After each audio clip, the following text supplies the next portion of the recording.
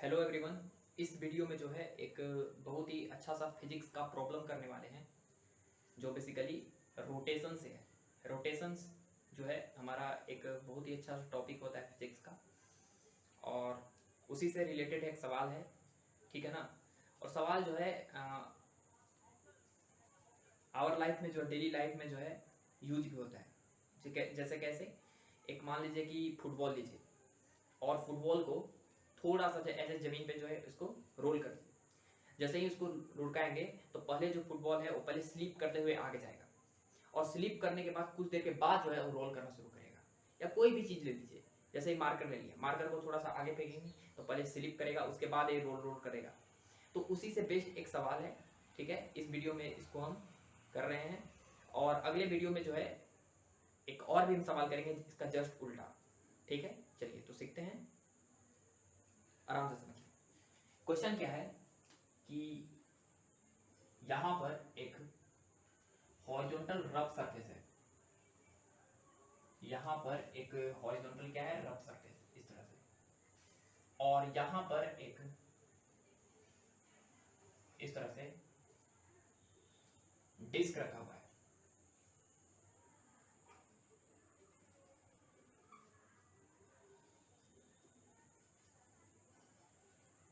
इस तरह से एक हॉरिजॉन्टल रफ सरफेस है, यहां पे एक डिस्क रखा हुआ है, और इस डिस्क का हमारा मास दिया हुआ है m, रेडियस दिया हुआ है r। अब एक रफ सरफेस है, इनफ रफ है, और कोफिशिएंट ऑफ फ्रिक्शन दिया हुआ है म्यू, ठीक है। कोफिशिएंट ऑफ फ्रिक्शन कितना दिया हुआ है, म्यू दिया हुआ है। अच्छी बात है। अब क्या हुआ कि इस डिस्क को क्या किया गया कि इसके सेंटर को जो है यू वेलोसिटी से आगे ऐसे छोड़ दिया गया, यू वेलोसिटी देकर ऐसे छोड़ दिया गया। हुआ क्या कि इस डिस्क को जो है यू वेलोसिटी देकर जो है ऐसे आगे की तरफ और क्या कर दिया गया, छोड़ दिया गया। तो सवाल जो भी पूछा जाए उसका आंसर बताना है। सवाल ए है, फाइंड, पहला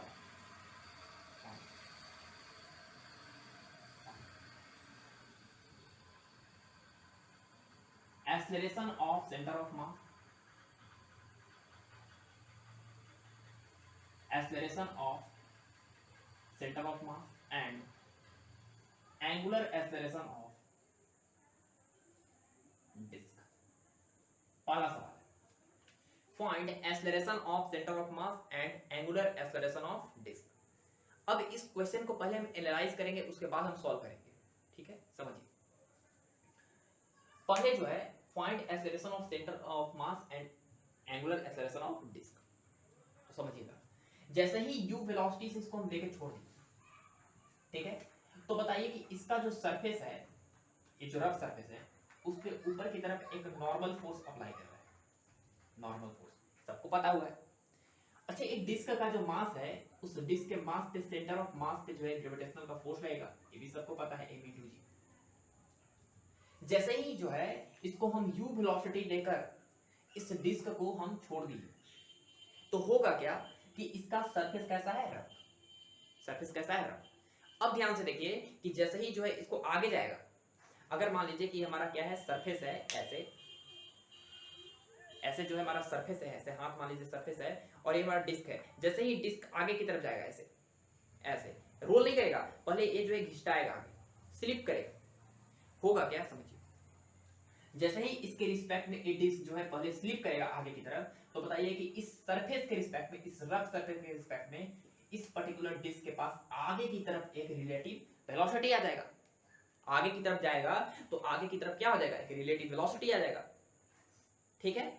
अब क्या करेगा कि जैसे ही इसके रिस्पेक्ट में, नीचे वाले सरफेस के रिस्पेक्ट में आगे वाले डिस्क के पास आगे की तरफ रिलेटिव वेलोसिटी आ जाएगा, तो हम बताए थे एक टर्म फ्रिक्शन।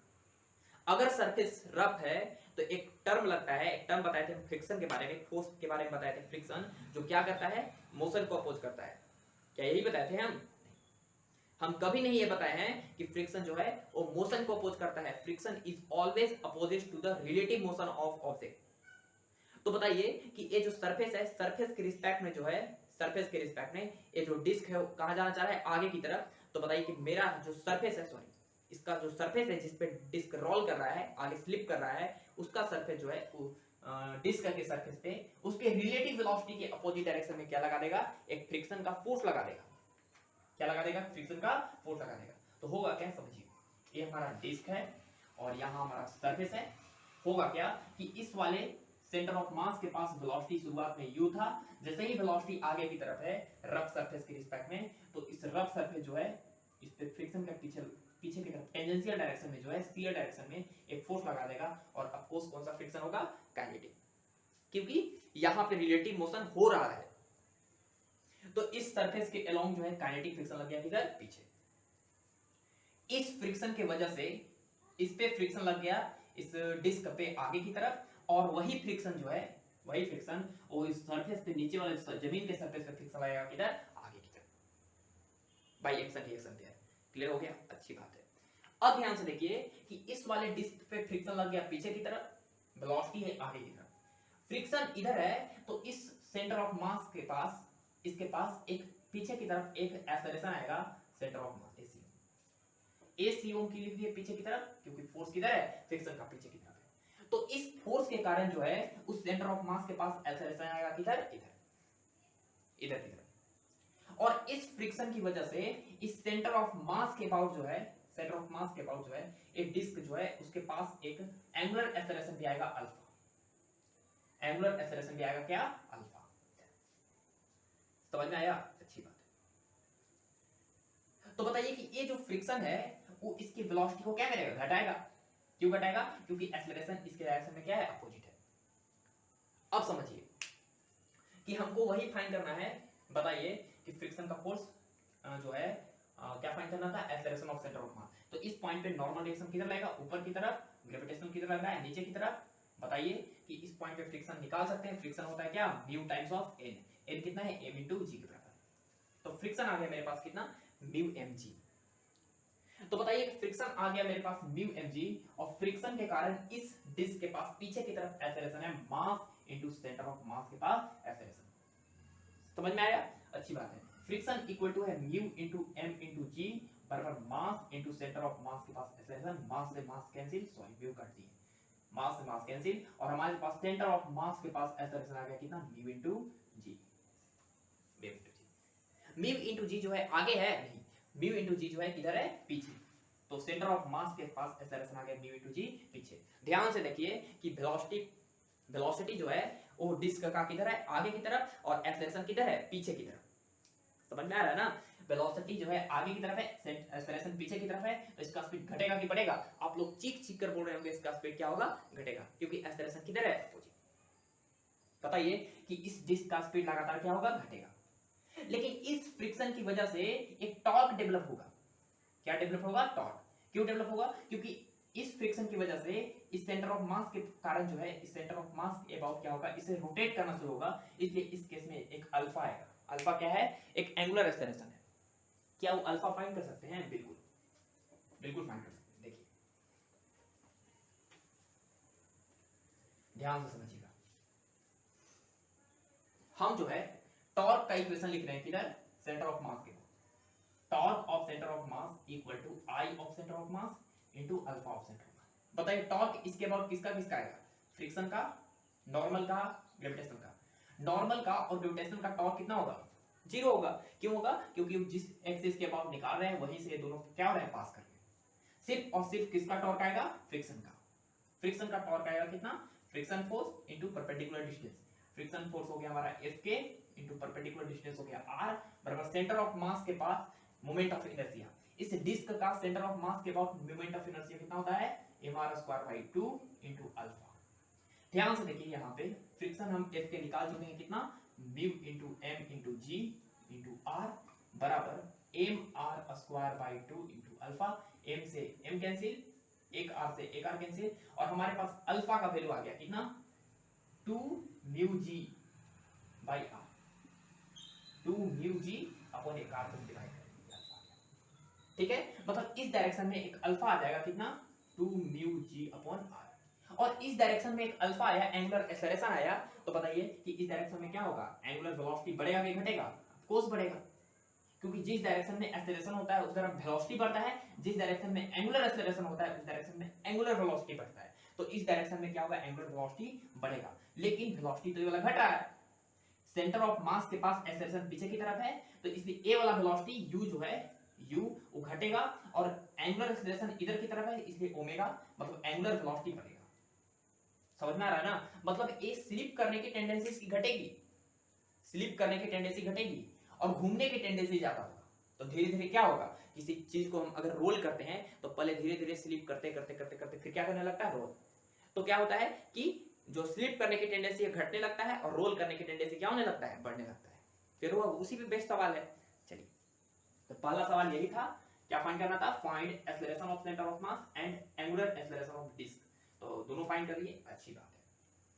ठीक है, इसको एक तरफ लिख लेते हैं।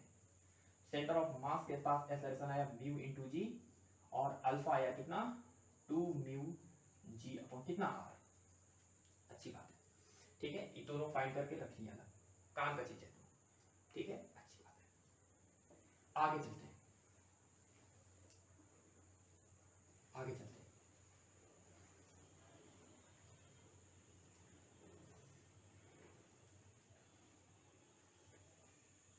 अगला सवाल, दूसरा सवाल लिखिए। दूसरा सवाल है, find the velocity of centre of mass and angular velocity of disc at any time. ठीक है, ये दूसरा सवाल है। मतलब हमको फाइंड करना है वेलोसिटी ऑफ सेंटर ऑफ मास और एंगुलर एक्सेलरेशन फाइंड करना है, सॉरी एंगुलर वेलोसिटी फाइंड करना है किसी भी डिस्क का किसी भी टाइम टी पे। कर लेंगे, आराम से समझिए। पहले जो है वो एक सरफेस ऐसा था और डिस्क पहले ऐसे पड़ा हुआ था, ऐसे t = 0 पे, t = 0 पे यहां पे पड़ा हुआ था।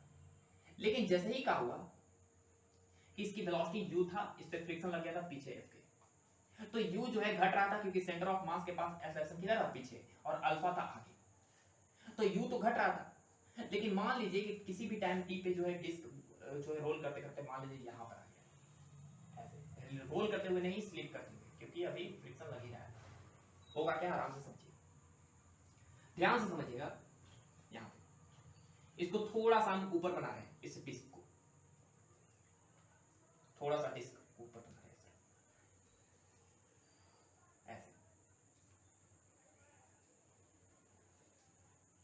ऐसे समझिएगा। इस पे फ्रिक्शन जो है किधर लग रहा है, पीछे की तरफ, F के। सेंटर ऑफ मास के पास वेलोसिटी किधर है, पीछे की तरफ, सॉरी एक्सेलरेशन, और वेलोसिटी किधर है, आगे, आगे जो है वेलोसिटी है, और ये किसी टाइम t पे बात हो रहा है। ध्यान से देखिए कि जब किसी भी टाइम t पर होगा तो इसकी वेलोसिटी u घटते हुए मान लीजिए कितना हो गया, v हो गया। कितना हो गया वेलोसिटी v, और मान लीजिए शुरुआत में इसके पास किसी प्रकार का एंगुलर वेलोसिटी नहीं था, इनिशियल एंगुलर वेलोसिटी कितना था, 0, मतलब ये घूम नहीं रहा था। लेकिन अल्फा इधर होने की वजह से एंगुलर वेलोसिटी बढ़ेगा बढ़ेगा, और मान लीजिए यहाँ पे अल्फा इधर होने की वजह से इसके पास एक एंगुलर वेलोसिटी हो गया कितना, ओमेगा। ठीक है, अब क्या होगा समझिए, ध्यान से समझिएगा। पहले जो है, पहले था क्या कि किसी प्रकार का एंगुलर वेलोसिटी नहीं था, सिर्फ रोल कर रहा था आगे। जैसे ही रोल करा आगे तो फ्रिक्शन नीचे की तरफ आ गया, पीछे फ्रिक्शन लग गया पीछे, तो सेंटर ऑफ मास के पास वेलोसिटी आ गया पीछे की तरफ, सॉरी सेंटर ऑफ मास के पास एक्सेलरेशन आ गया पीछे की तरफ, और सेंटर ऑफ मास के पास एक्सेलरेशन पीछे की तरफ आने से आगे की तरफ वेलोसिटी क्या होने लगा, कम होने लगा, कम होते गया होते गया होते गया होते गया होते गया होते गया। एक ऐसा समय आएगा जब कम होते होते होते होते होते होते होते सेंटर ऑफ मास के पास वेलोसिटी कितना हो जाएगा, 0। सेंटर ऑफ मास के पास वेलोसिटी कितना हो जाएगा, 0।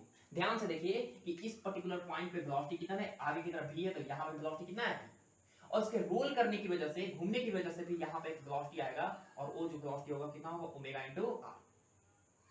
नेट वेलोसिटी जो है आगे की तरफ है, तो नेट वेलोसिटी अगर इस पर्टिकुलर पॉइंट पे लिखें तो होगा v माइनस ओमेगा इनटू, कितना होगा v, और इधर की तरफ है ओमेगा आर, लेकिन अभी भी डिस्क जो है इफेक्टिवली किधर जा रहा है, आगे की तरफ, तो इस पर्टिकुलर पॉइंट पे जो है वेलोसिटी होगा v आगे की तरफ माइनस ओमेगा इनटू आर। लेकिन ध्यान से देखिए आराम से कि जैसे जैसे डिस्क आगे जा रहा है वैसे वैसे ए वाला वेलोसिटी कम हो रहा है, ए वाला वेलोसिटी क्या हो रहा है, कम। अच्छी बात है। जैसे जैसे डिस्क आगे जा रहा है ये एंगुलर वेलोसिटी लगातार क्या हो रहा है, बढ़ रहा है, ये वाला टर्म बढ़ रहा है। ध्यान से देखिए कि ये वाला टर्म घट रहा है, ये वाला टर्म बढ़ रहा है। तो ओवरऑल जो है ये वाला टर्म घट रहा है, ये वाला टर्म बढ़ रहा है, मतलब और टर्म बड़ा घट रहा है, बड़ा घट रहा है। बड़ा चीज घटेगा तो ओवरऑल टर्म जो है क्या होगा, घटेगा। मतलब इस पर्टिकुलर पॉइंट पे वेलोसिटी जो ओवरऑल क्या रहा है, घट रहा है। घटना भी चाहिए, घटना भी चाहिए। तो ओवरऑल इस पर्टिकुलर पॉइंट पे जो वेलोसिटी क्या हो रहा है, घट रहा है। v घट रहा है, ओमेगा क्या हो रहा है, बढ़ रहा है। एक ऐसा समय आएगा, समझिएगा, वेलोसिटी शुरुआत में पहले u था, एंगुलर वेलोसिटी कितना था, 0। लेकिन जैसे जैसे जो है आगे जाना शुरू हुआ तो सेंटर ऑफ मास के पास एक्सेलरेशन पीछे होने की वजह से वेलोसिटी घटना शुरू हुआ, वेलोसिटी घटना शुरू हुआ। लेकिन एंगुलर एक्सेलरेशन जो है ऐसे क्लॉकवाइज होने की वजह से जो है एंगुलर वेलोसिटी बढ़ना शुरू हुआ। वेलोसिटी घट रहा है, एंगुलर वेलोसिटी बढ़ रहा है, वेलोसिटी घट रहा है, एंगुलर वेलोसिटी बढ़ रहा है। एक ऐसा समय आएगा जब दोनों वेलोसिटी क्या हो जाएगा, बराबर हो जाएगा। ए वाला जो है, ए वाला घटते घटते, ए वाला बढ़ते बढ़ते, दोनों का वेलोसिटी क्या हो जाएगा, बराबर। जैसे ही ए वाला वेलोसिटी और ए वाला वेलोसिटी बराबर हो जाएगा तो इस केस में जो है टोटल वेलोसिटी कितना हो जाएगा, टोटल वेलोसिटी यहाँ पे ना इधर का वेलोसिटी ज्यादा होगा ना इधर का वेलोसिटी ज्यादा होगा। नेट वेलोसिटी इस पॉइंट पे कितना हो जाएगा, 0। नेट वेलोसिटी यहाँ पे हो जाएगा कितना, 0। समझ में आ रहा है ना। लेकिन ए वाला टर्म जो है वो घट रहा है, ए वाला टर्म बढ़ रहा है। दोनों घटते बढ़ते दोनों जैसे ही बराबर हो जाएगा, अब जो है अब इसके बीच में रिलेटिव वेलोसिटी क्या हो जाएगा, खत्म। रिलेटिव वेलोसिटी जैसे ही खत्म हो गया तो फ्रिक्शन लगना हो जाएगा बंद, और फ्रिक्शन जैसे ही लगना बंद हो जाएगा तो अब जो है सिर्फ और सिर्फ क्या करेगा, रोल करेगा। क्या करेगा, और वहां से जो है वो सिर्फ रोल करना शुरुआत होगा। और रोल करने शुरुआत होते समय जो है उसको क्या बोलते हैं हम लोग, प्योर रोलिंग बोलते हैं। समझ गया ना। अच्छा होगा क्या, समझिए और भी इसको दिखाते हैं। हमको सवाल था find the velocity of centre of mass and angular velocity of disc at any time t। तो निकाल देंगे, ध्यान से देखिए। किसी भी टाइम t पे वेलोसिटी निकालना है, v बराबर u प्लस at। v बराबर u है, u plus acceleration of centre of mass के पास पीछे की तरफ एक्सेलरेशन है कितना, mu into g माइनस में into कितना t। तो हो जाएगा velocity equal to u minus mu g into t। देखिए यहां पे भी पता चल रहा है कि जैसे जैसे टाइम बढ़ेगा इसमें से टर्म बड़ा घटेगा, उसी तरह वेलोसिटी भी क्या होगा, बढ़ेगा। जैसे जैसे टाइम बढ़ेगा वैसे वैसे वेलोसिटी क्या होगा, घटेगा। तो ए वाला टर्म घटेगा, अच्छी बात है। किसी भी टाइम t पे हम एंगुलर वेलोसिटी फाइंड करना है तो फार्मूला होता है omega equal to omega naught plus alpha into t। ये होता है, याद रखना चाहिए। तो ओमेगा इक्वल टू शुरुआत में एंगुलर वेलोसिटी 0 था, अल्फा अल्फा कितना था, 2 mu g by r into t।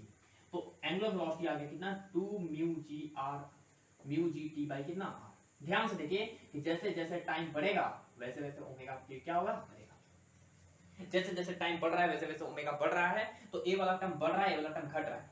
लेकिन ए वाला टर्म घटते घटते, ए वाला टर्म बढ़ते बढ़ते दोनों क्या हो जाएंगे, बराबर। और कॉमन वेलोसिटी के साथ मूव करना शुरू होगा।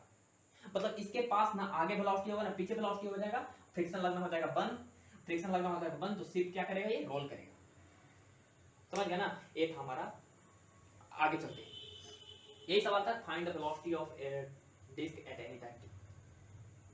तो ये हो गया हमारा वेलोसिटी हो जाएगा कितना, u minus mu g t, और एंगुलर वेलोसिटी आ गया कितना, 2 mu g into t by कितना। ये हो गया। अगला सवाल है, अगला सवाल, अगला सवाल।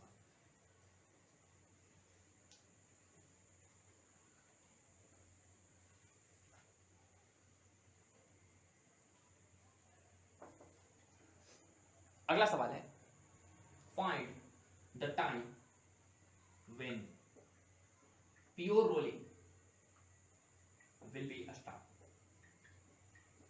फाइंड करना है वो टाइम जब प्योर रोलिंग क्या हो जाएगा, स्टार्ट हो जाएगा। समझिए प्योर रोलिंग कैसे स्टार्ट होगा, हम ऐसे समझा दिए हैं। मान लीजिए किसी भी टाइम टी पर यहां पर है एक डिस्क है हमारा, ऐसे सरफेस पे पड़ा हुआ है, समझाने के लिए समझा रहे हैं। यहां पे देखिए कि वेलोसिटी जो है ओमेगा इंटू आर पीछे है, और यहाँ पे वेलोसिटी कितना है, v आगे, और यहाँ पर ओवरऑल वेलोसिटी जो है आगे की तरफ v माइनस ओमेगा। ध्यान से देखिए कि वेलोसिटी जो था वो घट रहा था, ओमेगा बढ़ रहा था। ठीक है। तो जैसे जैसे ये प्योर रोलिंग कब करेगा, प्योर रोलिंग कब करेगा, जब इसके रिस्पेक्ट में इसके पास किसी प्रकार का कॉमन वेलोसिटी ना हो। ठीक है ना। जैसे इसके रिस्पेक्ट में वेलोसिटी 0 है तो इसके वेलोसिटी भी क्या हो जाए, 0 हो जाए। तो ए वाला टर्म जो है घट रहा है, ए वाला टर्म बढ़ रहा है। इसकी वेलोसिटी इस पॉइंट पे 0 कब होगी, जब ए वाला वेलोसिटी और ए वाला वेलोसिटी बराबर हो जाए। जब ये दोनों बराबर हो जाएगा तो इस पॉइंट की वेलोसिटी कितना हो जाएगा, 0। और इस पॉइंट पे जो टच में है उसकी वेलोसिटी भी 0 है। जैसे ही दोनों की वेलोसिटी जीरो हो जाएगी तो किसी प्रकार का रिलेटिव मोशन नहीं बचेगा, और रिलेटिव मोशन नहीं बचेगा तो ये जो है डिस्क क्या कर जाएगा, रोल कर जाएगा।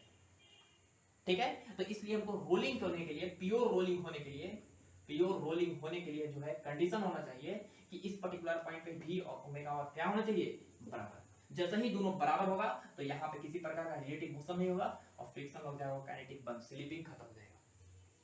ठीक है, अच्छा भी इस पर्टिकुलर टाइम पे भी जो है किसी टाइम टी पे देख रहे हैं हम, तो भी कितना है, u minus mu g t बराबर ओमेगा, ओमेगा है उस पर्टिकुलर पॉइंट पे 2 mu g into t by r into कितना, आर से r cancel, minus mu g t और इसको जोड़ेंगे तो हो जाएगा 3 म्यू जी टी, तो यहां से टाइम का वैल्यू आ गया u बाई 3 म्यू जी। इतना समय के बाद जो है वो प्योर रोलिंग क्या हो जाएगा, स्टार्ट हो जाएगा। समझ गए, इतना समय के बाद जो है वो फ्रिक्शन लगना हो जाएगा बंद। इस केस में जो है काइनेटिक फ्रिक्शन का कोई वैल्यू को कितना हो जाएगा, जीरो, क्योंकि यहाँ पे वेलोसिटी जितना आगे है उतना वेलोसिटी पीछे, इसके रिस्पेक्ट में किसी प्रकार का रिलेटिव वेलोसिटी नहीं है, तो यहाँ पे जो है फ्रिक्शन लगना हो जाएगा बंद और डिस्क सिर्फ और सिर्फ क्या करेगा, रोल करेगा। क्या करेगा, रोल करेगा। ठीक है, अच्छा अगला सवाल, अगला सवाल कितना आया, t इक्वल टू टाइम आ गया u बाई 3 म्यू जी। अच्छी बात है, अगला सवाल, अगला सवाल है फाइंड, कितना सवाल था, थर्ड था ना, फोर्थ सवाल, find the velocity of center of mass and angular velocity of disk when pure rolling will be start। ठीक है, बताना है कि velocity of centre of mass के पास जो है वेलोसिटी कितना होगा, और जब सॉरी एंगुलर वेलोसिटी कितना होगा जब प्योर रोलिंग जो है स्टार्ट होगा, ये हमको बताना है। ठीक है, बता देंगे, आराम से समझिएगा। हमको सेंटर ऑफ मास के पास वेलोसिटी बताना है और एंगुलर वेलोसिटी बताना है डिस्क का जब प्योर रोलिंग स्टार्ट होगा। तो बताइए कि v बराबर कितना बताया है किसी भी टाइम t पे, u minus mu g T. अगर वो वेलोसिटी फाइंड करना है तो वो टाइम पुट कर देंगे जब प्योर रोलिंग स्टार्ट हो जाएगा। तो बताइए वो टाइम आ गया मेरे पास कितना, u बाई 3 म्यू जी। तो बताइए u minus mu g T into T के जगह पर रखेंगे u बाई 3 म्यू जी। ध्यान से देखिए, म्यू जी से म्यू जी कट गया और वेलोसिटी आ गया कितना, 2u बाई 3। जब प्योर रोलिंग स्टार्ट हो जाएगा तो वेलोसिटी हो जाएगा कितना, 2u बाई 3। समझ गया ना, और वहां पे फ्रिक्शन जो है लगना बंद हो जाएगा, मतलब सेंटर ऑफ मास के पास वेलोसिटी हो जाएगा 2u बाई 3 आगे की तरफ। ठीक है ना, और पीछे की तरफ भी वेलोसिटी हो जाएगा जो 2u बाई 3, तभी ना रिलेटिव वेलोसिटी जीरो होगा। अच्छी बात है, एंगुलर वेलोसिटी बताओ, एंगुलर वेलोसिटी कितना होगा, ओमेगा, ओमेगा इक्वल टू हो जाएगा 2 म्यू जी टी बाई कितना है, आर। यहाँ पे वो टाइम पुट कर देंगे तो यहाँ पे 2 mu g upon r into t की जगह पे कितना है, u बाई 3 म्यू जी। यहाँ से देखिए म्यू जी से म्यू जी कैंसिल हो गया और आ गया 2u बाई 3r। जब प्योर रोलिंग का स्टार्ट होगा तो डिस्क जो है इतना वेलोसिटी से क्या करेगा, रोटेट करेगा। क्लियर हुआ, इतना वेलोसिटी से क्या करेगा, रोटेट करेगा। अच्छी बात है, आगे सवाल है, अगला सवाल क्या है, ए वाला जो वेलोसिटी है इसको हम एक और तरीके से निकाल सकते हैं।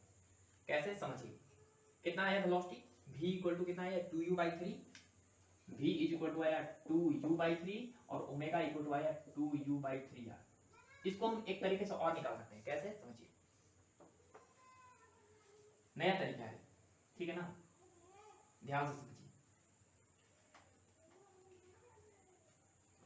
आराम से समझिएगा कि ये हमारा सरफेस था और यहां पर हमारा शुरुआत में डिस्क पड़ा हुआ था, शुरुआत में, ठीक है, और ये वो समय है जब डिस्क जो है सिर्फ और सिर्फ क्या कर रहा है, रोटेट कर रहा है ओमेगा से। ये वो समय है जब टाइम इक्वल टू 0 था और एक t इक्वल टू कितना था, u बाई 3 म्यू जी, जब ये सिर्फ और सिर्फ रोटेट करेगा। ध्यान से देखिए, यहां पे सिर्फ और सिर्फ वेलोसिटी कितना था, आगे की तरफ था।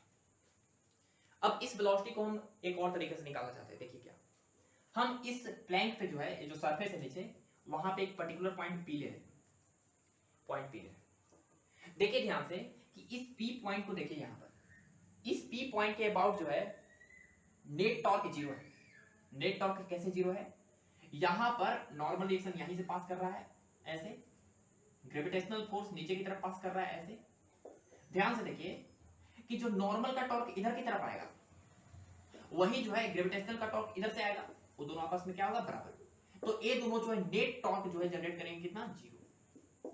अच्छी बात है। फ्रिक्शन जो है इसी से पास हो रहा है, यही सरफेस से, तो फ्रिक्शन का भी टॉर्क कितना आएगा? 0 आएगा, क्योंकि इस पॉइंट के अबाउट हम टॉर्क निकाल रहे हैं।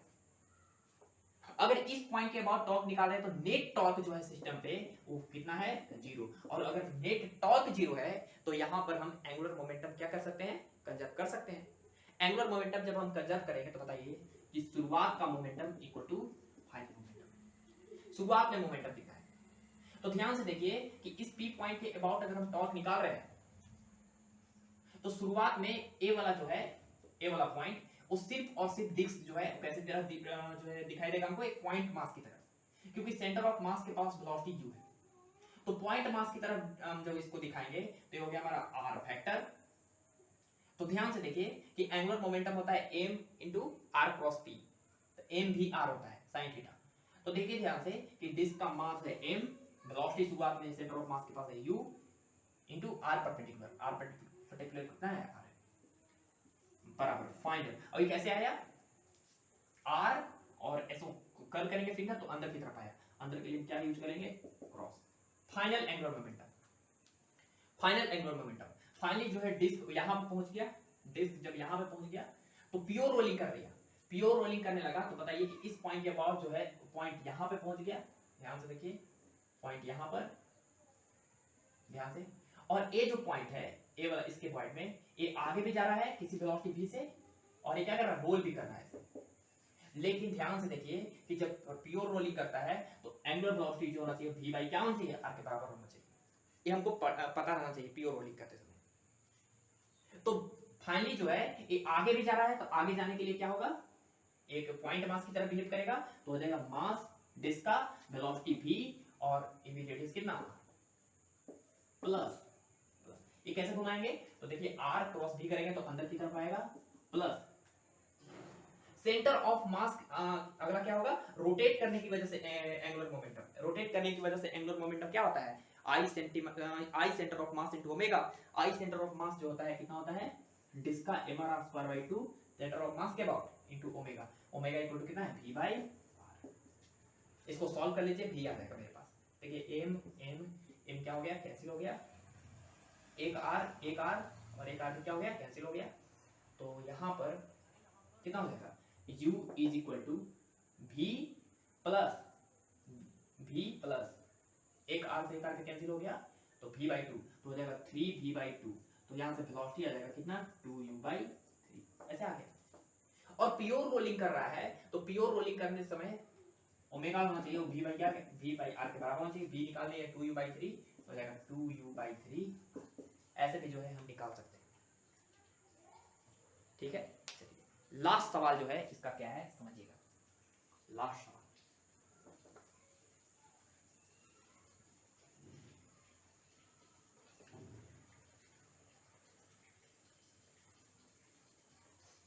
लास्ट सवाल है अगला, 5वां नंबर सवाल था। Find the work done by kinetic friction when before the pure rolling start, before the pure rolling start, pure rolling start होने के पहले जो है काइनेटिक फ्रिक्शन कितना वर्क करेगा, ये हमको सवाल में फाइंड करना है। ठीक है, तो दो तरीके से फाइंड कर सकते हैं, आराम से समझिए। कैसे कैसे? देखिए यहां पर हमारा सरफेस है इस तरह से, यहां पर हमारा डिस्क है यहां पे, और इस डिस्क के पास सामने की तरफ वेलोसिटी कितना है u, और फ्रिक्शन लग रहा है पीछे की तरफ कितना? f के लग रहा है। और फ्रिक्शन लग रहा है पीछे, तो इसका डिस्प्लेसमेंट, फ्रिक्शन लग रहा है पीछे तो इसका वेलोसिटी कम होते होते होते एक ऐसा समय आया जब ये डिस्क जो है पहुंचे कहां पे? यहां पर पहुंच गया। और इसके पास जो है सामने की तरफ वेलोसिटी हो गया v, जो हम निकाल चुके हैं कितना 2u/3, और एंगुलर वेलोसिटी ओमेगा वो भी निकाल चुके हैं कितना 2u/3 f। तो बताइए कि काइनेटिक फ्रिक्शन इसको यहां से यहां तक ले जाने में इसके बाद फ्रिक्शन लगना हो गया बंद, प्योर रोलिंग स्टार्ट हो गया यहाँ पे। तो बताइए कि यहां से यहां तक लाने में जो है डिस्क को फ्रिक्शन कितना वर्क किया, फ्रिक्शन का कितना वर्क हुआ, ये हमको फाइंड करना है। तो समझिए हम यहां पे दो तरीके से फाइंड कर सकते हैं। मान लीजिए कि ये जो डिस्क है वो थोड़ा सा डिस्प्लेस हुआ और पहुंच गया यहां पर, यहां पर डिस्प्लेस हुआ। मान लीजिए यहां पर डिस्प्लेसमेंट जो हुआ वो हुआ x, ठीक है, और यहां से यहां तक होने में समय लगा मान लीजिए t, टाइम लगा कितना t, ठीक है, अच्छा टाइम लगा t, और इसके पास वेलोसिटी कितना है v है मान लीजिए। अब मान लीजिए कि छोटा सा टाइम dt में जो है एक थोड़ा सा जो है एक डिस्क क्या हुआ, डिस्प्लेस्ड हुआ, और छोटा सा डिस्प्लेसमेंट है बोल दिए कितना dx, कितना हुआ dx, छोटा सा टाइम लगा t प्लस dt टाइम में जो है एक ब्लॉक यहां से यहां आ गया। अगर हम छोटा सा वर्क डन पूछें किसका, काइनेटिक फ्रिक्शन का, छोटा सा यहां पे डिस्प्लेसमेंट कितना हुआ, डिस्प्लेसमेंट हुआ d into x, और छोटा सा टाइम लगा t प्लस dt, दिख रहा है ना। तो बताइए छोटा सा वर्क डन होगा dw बराबर फोर्स किसका, काइनेटिक फ्रिक्शन का पीछे, डिस्प्लेसमेंट dx आगे, और उन दोनों के बीच में एंगल कितना हो गया cos 180 डिग्री, क्योंकि इस पॉइंट पे फ्रिक्शन कितना लग रहा है पीछे, और डिस्प्लेसमेंट dx आगे। तो वर्क डन हो गया फ्रिक्शन का कितना -fk dx। क्या ये dx निकाल सकते हैं, बिल्कुल निकाल सकते हैं। dx डिस्प्लेसमेंट है, डिस्प्लेसमेंट क्या होता है वेलोसिटी इनटू टाइम, वेलोसिटी है हमारा कितना -fk, वेलोसिटी है हमारा v इनटू टाइम लगा कितना dt। अगर हमको पूरा वर्क डन निकालना है यहां से यहां तक लाने में, तो पूरा वर्क डन निकालने के लिए हम क्या करेंगे कि इस dw को क्या करेंगे, इंटीग्रेट कर देंगे, dw को इंटीग्रेट कर देंगे। dw है कितना -fk v dt, इसको इंटीग्रेट कर देंगे कहां से कहां, तो जब टाइम 0 था